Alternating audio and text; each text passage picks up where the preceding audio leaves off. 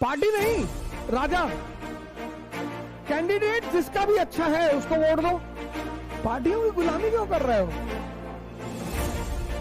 कोई बीजेपी की बुराई कर रहा है, तुम्हें दर्द क्यों हो रहा है? तो कोई कांग्रेस की बुराई कर रहा है, तुम्हें दर्द क्यों हो रहा है? तुम गुलाम हो। यहाँ हिंदुस्तान में कोई किसी को भक्त बोल रहा है, कोई चमचा बोल रहा है। It's a democracy sir. ताकत का प्रयोग कर कर आप जनता को नहीं दबा सकते सर, वो भी तब जब जनता परेशान हो।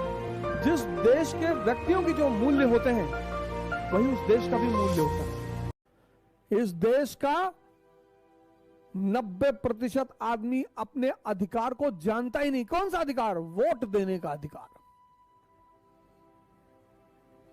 तुम ये जो चिल्ला रहे थे ना, हॉस्पिटल नहीं है, बेड नहीं है, ऑक्सीजन नहीं है, दवा नहीं है,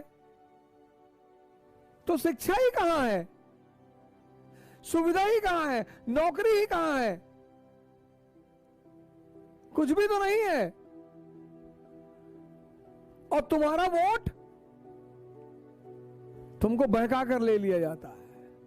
ब्राह्मण हो तुम, ब्राह्मण। एकता हो, एकता में आ जाओ। तुम दलित हो, तुम मुसलमान हो। और अगर इससे भी नहीं माने तो एक बोतल पकड़ा दी गोल्ड बॉन्ग की। ये सब बड़े बड़े नेता शराब व्यवसायी भी तो हैं। इससे भी नहीं माने तो 500 रुपया भी पकड़ा दिया।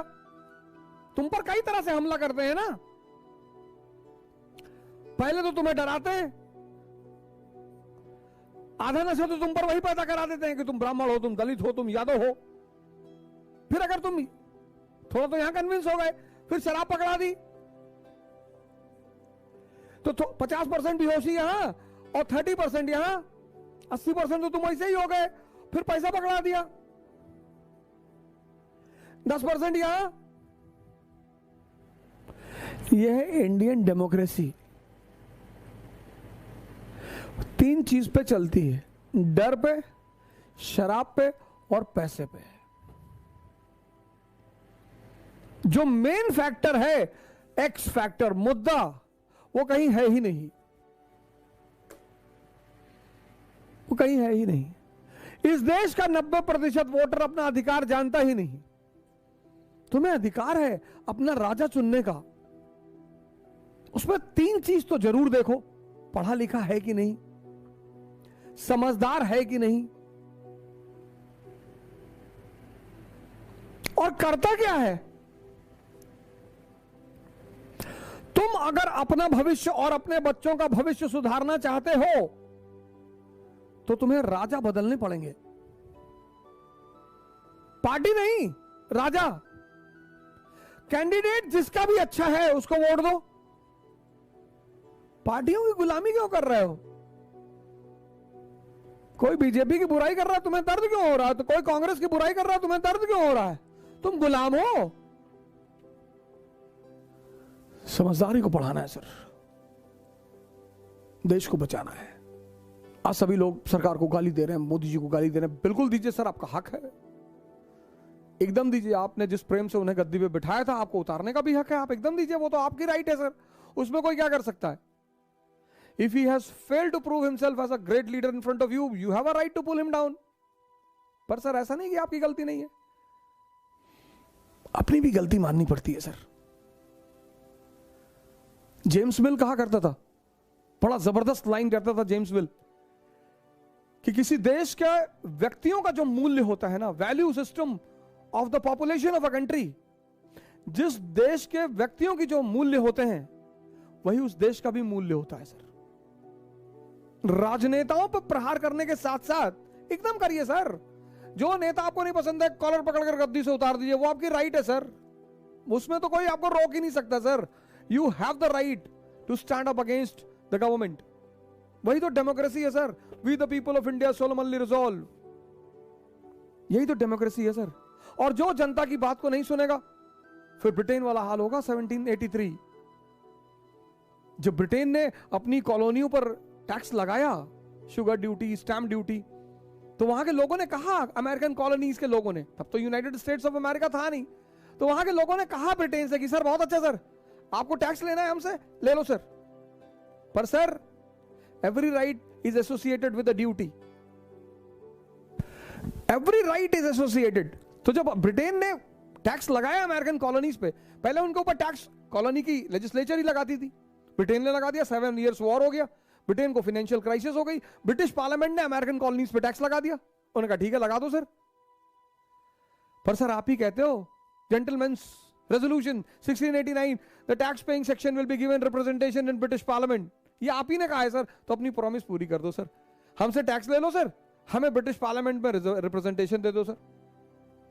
अरे बोला ब्रिटिश पार्लियामेंट में क्यों दे रिप्रेजेंटेशन, बस यहीं से लड़ाई शुरू हो गई।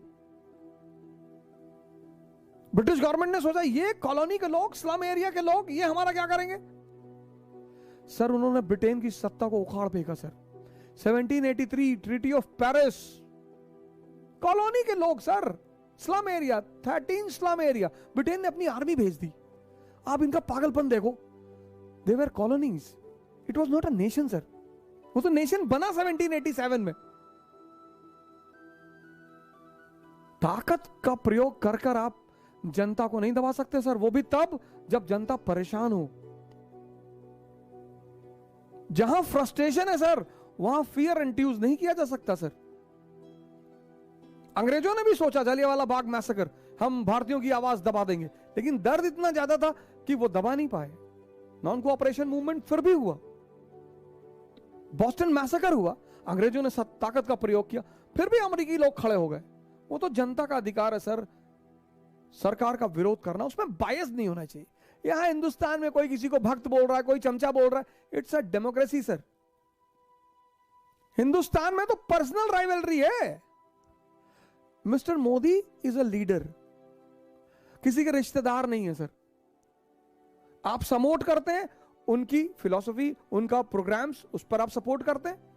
आप विरोध करते हैं, आप उनकी फिलॉसफी प्रोग्राम पे विरोध करते हैं। पर्सनल किसी का कुछ भी नहीं है सर। लेकिन प्रेजेंट जो सिचुएशन है वो देश को बचाने की सिचुएशन है sir.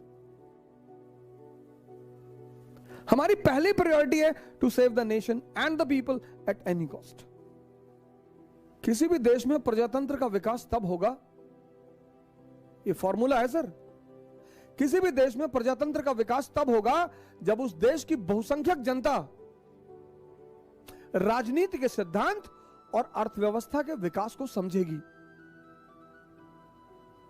Democracy in any country will develop only when the majority people of that country will understand the law of development in economy and the principles of polity. इसीलिए Britain में democracy का सतत विकास हुआ। सबको उन्होंने voting अधिकार नहीं दिया, धीरे धीरे धीरे धीरे, कि पहले तुम जानो। जेंटलमैन्स लॉ बनाया उन्होंने, बड़ा जबरदस्त लॉ 1689 में। जब पार्लियामेंट 1688 में ग्लोरियस रेवोल्यूशन हो गया, पार्लियामेंट पावरफुल हो गई वहां की, उसको लगा कि अब सब घुसने की कोशिश करेंगे, तो उसने 1689 में एक नियम बनाया ब्रिटेन की पार्लियामेंट ने, जेंटलमैन्स रेजोल्यूशन। बड़ा प्यारा रेजोल्यूशन है वो सर, उसे लगभग हर कंट्री को फॉलो करना चाहिए। और वो रेजोल्यूशन ये था, बड़ा प्यारा रेजोल्यूशन है सर। किसी भी कंट्री में डेमोक्रेसी तभी डेवलप होगी, डेमोक्रेसी तभी स्ट्रांग होगी when the majority people of that country will understand the law of development in economy and they will understand the principles of polity.